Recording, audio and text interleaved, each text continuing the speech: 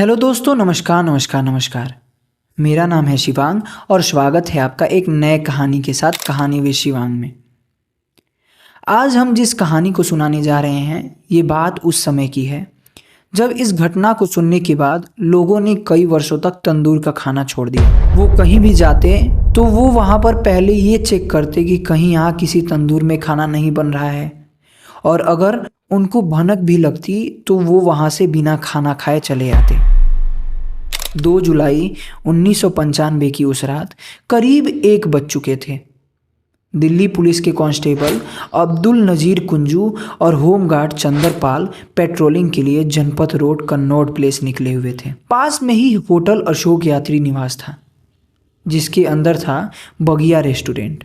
गश्त पर घूम रहे कुंजू को सब्जियां बेचने वाले और उसके साथ खड़े कुछ लोगों का शोर सुनाई देता है। कुंजू ने भी भीड़ की नज़र का पीछा किया तो देखा कि बगिया रेस्टोरेंट से एक तंदूर से आग और धुएं की लपटें उठ रही थीं, और जब वो वहां जाते हैं तो उनकी भी रूह कांप जाती है। आखिर क्या देखा उन्होंने उस तंदूर में? आखिर क्या थी उस तंदूर की पूरी कहानी? चलिए शुरू से जानते हैं। ये कहानी है नैना साहनी और सुशील शर्मा, कांग्रेस के 2 जुझारू जवान कार्यकर्ता की। इनकी कहानी शुरू होती है वहाँ से जहाँ से कोई भी लव स्टोरी शुरू होती है, लेकिन अंत ऐसा हुआ जिसने देश को हिलाकर रख दिया। सुशील शर्मा यूथ कांग्रेस में अपनी पहचान काफ़ी तेजी से बढ़ा रहा था, और नैना साहनी ने भी DU से पढ़ाई खत्म करके कमर्शियल पायलट का लाइसेंस ले लिया था। इन दोनों को प्यार हुआ और इन्होंने साथ में रहना डिसाइड किया। दोनों लिव इन में रहना शुरू भी कर देते हैं। लोग यह भी कहते थे कि इन्होंने चुपके से शादी भी कर लिया था। मंदिर मार्ग के पास के गोल मार्केट में इन दोनों का फ्लैट था। पर साथ रहने के कुछ समय बाद से सुशील और नैना के बीच टेंशन बढ़ गई थी। नैना खुद को सुशील की तरफ से बोर होता हुआ महसूस कर रही थी, और सुशील को भी अपना करियर डवाडोल होता दिख रहा था। उसके दिमाग में इस शक ने भी घर कर लिया था कि नैना ने किसी दूसरे मर्द के साथ रिश्ते जोड़ लिए हैं। नैना भी मन ही मन ऑस्ट्रेलिया जाने की सोच रही थी। उसने इसके लिए तैयारी भी शुरू कर दी थी। इन सब के बीच में फंसा सुशील शर्मा 2 जुलाई 1995 की उस शाम जब घर लौटा तो नैना फ़ोन पर किसी से बात कर रही थी। हाथ में ब्लडी मेरी का ग्लास लिए वो एक कोने में वोडका पी रही थी। उस रात उसने पास की वीडियो शॉप के जगदीश तनेजा को फ़ोन करके 2 फिल्मों के कैसेट मंगवाए थे। सुशील को देखकर नैना ने फ़ोन रख दिया। उसने उसे ड्रिंक ऑफर किया। तब तक वीडियो शॉप से प्रदीप शर्मा कैसेट देने उसके घर आया। उसे घर में कुछ भी एबनॉर्मल नहीं दिखा। वो चुपचाप कैसेट को देकर वहां से चला जाता है। उसके जाने के बाद सुशील ने फोन का रिसीवर उठाया और रीडायल का बटन दबा दिया, जिसके बाद फोन का रिंग बजा और उधर से मतलूब करीम ने उसका फ़ोन उठाया। मैं ये बताना भूल गया था कि मतलूब करीम वही व्यक्ति था जिसके साथ नैना का नाजायज़ संबंध होने का शक सुशील को काफ़ी पहले से था। मतलूब की आवाज़ सुनकर सुशील का गुस्सा आपे से बाहर हो गया। सुशील ने नैना से मतलूब के बारे में सवाल करना शुरू कर दिया, लेकिन नैना ने ठंडा सा जवाब दिया, उससे सुशील का कोई लेना देना नहीं होना चाहिए। इस जवाब ने सुशील का खून खौला दिया। वो अपनी दराज के पास गया, उसके अंदर से अपनी पिस्तौल निकाली और 4 गोलियां डाली, और मुड़कर एक भी सेकेंड गवाए बिना 3 गोलियां दाग दी। सुशील को अंदाज़ा भी नहीं था कि ये 1 सेकेंड उसके ज़िंदगी के 20 साल खा जाने वाला है। कुछ देर तड़पने के बाद नैना ने अपना दम तोड़ दिया और वहाँ पर वो बिस्तर पर ढेर हो गई। सुशील की पिस्तौल में 1 गोली अब भी बाकी थी। वो वहीं पर बैठ गया। उसका दिमाग अब तेजी से चल रहा था। नैना की लाश को ठिकाने लगाना भी ज़रूरी था, लेकिन उससे पहले ये जानना जरूरी था कि किसी ने गोलियों की आवाज़ तो नहीं सुनी। सुशील ने उस बेड पर बिछी हुई बेडशीट से नैना की लाश को लपेट दिया, जिस पर वो खून से लथपथ पड़ी थी। फिर सुशील ने नैना की लाश को डाइनिंग टेबल के ऊपर रखे प्लास्टिक कवर से भी लपेट दिया। फिर वो ये काम करने के बाद बाहर आकर देखा, जिसके बाद उसके भी जान में जान है, क्योंकि 4 फ्लोर के इस अपार्टमेंट में किसी को भी भनक तक नहीं लगी थी कि उनके बीच एक मर्डर हो चुका है। सुशील का अगला कदम था नैना के लाश को यमुना में फेंकना। सुशील नैना के लाश को यमुना में फेंकने का योजना बनाता है। पहले वो खून साफ करता है और अपने कपड़े को बदलने के बाद सुशील अपनी मारुति 800 कार को सीढ़ियों के पास लाकर लगा देता है और नैना की लाश को वो डिक्की में ले जाकर डाल देता है। उस समय 2 लोगों ने उसे ऐसा करते हुए देख लिया था, जगदेव सिंह जो दूसरे ब्लॉक के उसके पड़ोसी थे और अंबा दास वो कांस्टेबल जो उस समय गश्त पर थे। उन्होंने सुशील को गाड़ी ड्राइव करते ले जाते हुए देखा था। सुशील लाश लेकर निकला तो सही, लेकिन यमुना ब्रिज पर उसे रात में काफी ट्रैफिक दिखती है। गाड़ियां एक दूसरे से चिपक कर आगे बढ़ रही थीं। इस हालत में लाश को यहाँ पर फेंकना खतरे से खाली नहीं होता।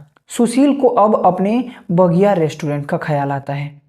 उसने गाड़ी को अपने रेस्टोरेंट की तरफ मोड़ ली। वह तकरीबन रात को 10:15 पे वहां पर पहुंच जाता है और गाड़ी को पार्किंग में पार्क करके सुशील अपने मैनेजर को वहां पर बुलाता है। मैनेजर केशव को वहां बुलाने के बाद उसने ये सारी घटना के बारे में उसे बता दिया। उसने उससे बताया कि उससे बहुत बड़ी गलती हो गई है। सुशील ने केशव को बताया कि उसे तंदूर में ये सबूत जलाकर राख करना है। केशव तो पहले घबराता है, लेकिन वो अपने मालिक का आदेश टालता नहीं है। बगिया रेस्टोरेंट में बैठ के खाना खा रहे लोगों से वो दोनों रिक्वेस्ट करते हैं कि रेस्टोरेंट बंद किया जा रहा है, वो लोग जल्द से जल्द अपना खाना खत्म करके यहाँ से चले जाएं।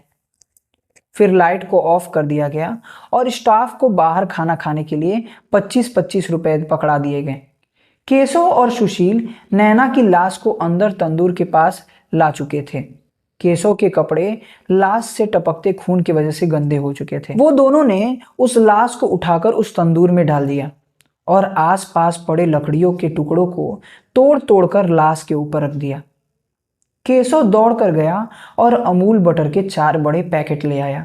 तंदूर के ऊपर रखी नैना साहनी की लाश पिघलते हुए बटर के साथ घू घू करके जलने लगी। नैना साहनी की अंतिम विदाई यही बनकर रह जाती अगर सब्जी बेचने वाली अनारो देवी आग की लपेट देखकर नहीं चिल्लाती तो, और कुंजू का ध्यान वहां नहीं जाता तो। वहां पहुंचने के बाद लोगों ने केशव से पूछा तो उसने जवाब दिया कि वो कांग्रेस का कार्यकर्ता है और कांग्रेस के पुराने बैनर और पोस्टर और रद्दी पेपर वो लोग जला रहे हैं। लेकिन वहां पर मांस के जलने की बदबू भी आ रही थी जो उनके पोल को खोल देता है। सुशील शर्मा वहां से भाग चुका था। तंदूर में लगी आग बुझाई गई तो अंदर से जली हुई लाश के हिस्से और हड्डियां भी मिली। कुंजू ने बताया कि मैंने अंदर देखा तो एक लाश सुलगती हुई दिखाई दे रही थी। ऐसा लग रहा था कि किसी औरत की टांग है जो नीचे की साइड से आधी जल गई है। उसकी आंतें बाहर निकल रही थी। तंदूर के पास एक काला पॉलिथीन भी पड़ा हुआ था जिस पर खून के धब्बे थे। डीएनए टेस्ट के मिलान के बाद पक्का हो गया कि ये नैना साहनी का ही लाश है। सुशील शर्मा वहां से भाग तो निकला था, लेकिन ज्यादा समय तक छिपकर नहीं रह सका। आखिर में 10 जुलाई 1995 को उसने सरेंडर कर लिया। पहली ऑटोप्सी ने मौत का कारण जलना बताया था, लेकिन दूसरी ऑटोप्सी से शरीर के टुकड़े में गोलियां लगने का सबूत मिला। 7 नवंबर 2003 को डिस्ट्रिक्ट कोर्ट ने सुशील शर्मा को मौत की सजा सुनाई और केशव कुमार को 7 साल की कठिन कैद, क्योंकि उसने इस हत्या को छुपाने में सुशील कुमार का साथ दिया हुआ था। सुशील ने इस फैसले के खिलाफ दिल्ली हाई कोर्ट में अपील की।